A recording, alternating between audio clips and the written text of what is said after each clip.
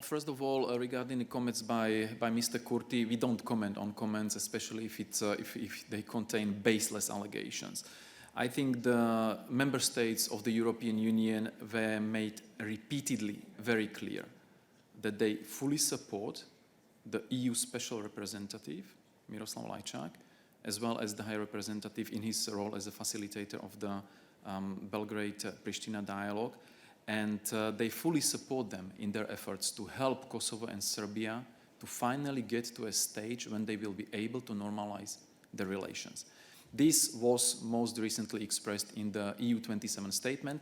That means a statement agreed explicitly by the foreign ministers of 27 member states.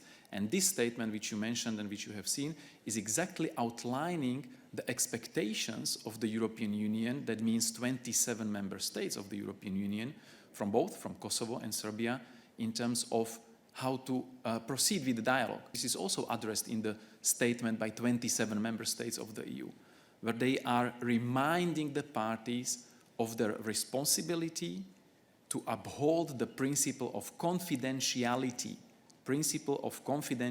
in the dialogue, meaning not to carry out the negotiations out in the public, but sticking to the principle of confidentiality of this process, because this is a key component in such a sensitive and important negotiation process.